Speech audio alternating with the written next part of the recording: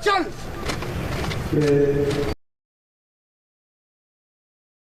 PTI कारकुनों के मुबैना तशद्दुद से जाँबहक police constable Mubashir की नमाज जनाजा पुलिस लाइन्स में अदा कर दी गई। वजीर दाखिला मोहसिन नकवी, IG पंजाब समेत आला पुलिस क़यादत की नमाज जनाजा में शिरकत। वजीर आज़म की मुजाहिरीन की जानिब से पुलिस एहलकार को शहीद करने की शदीद अल्फाज में मुजम्मत।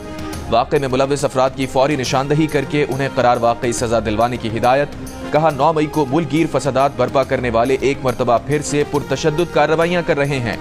जब जब मुल्क तरक्की की मनाजिल तय करने लगता है, शरपसंद अनासिर मुल्क भर में जलाओ घिराव शुरू कर देते हैं।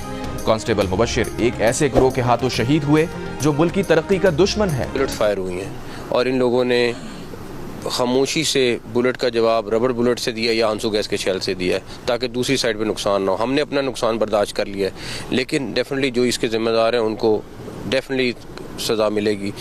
ये शहीदों के साथ, उनकी फैमिलीज़ के साथ हमारा वादा है कि उनके शोधा का खून हम रायगा जाने नहीं देंगे।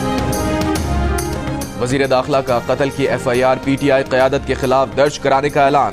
कहा शोधा की फैमिली से वादा है, इनका खून रायगा नहीं जाने देंगे। जिन लोगों ने एहतजाज की कॉल दी, जिन्होंने लोगों को बुलाया, उन सबको नहीं छोड़ेंगे। गोली का जवाब गोली से देना आसान था, लेकिन पुलिस ने गोली का जवाब आंसू गैस या रबर बुलेट से दिया। डी चौक पर मीडिया से गुफ्तगू में कहा इस्लामाबाद पुलिस के 4 और पंजाब पुलिस के 5 एहलकार शदीद जख्मी हैं।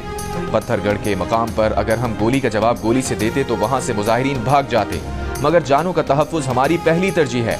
बैरिस्टर गौहर की बानी PTI से मुलाकात के हवाले से कहा कि PTI के कुछ अंदरूनी मसाइल हैं, जब वो हमें कोई जवाब देंगे तो हम मुज़ाकरात के बारे में कुछ कह सकेंगे।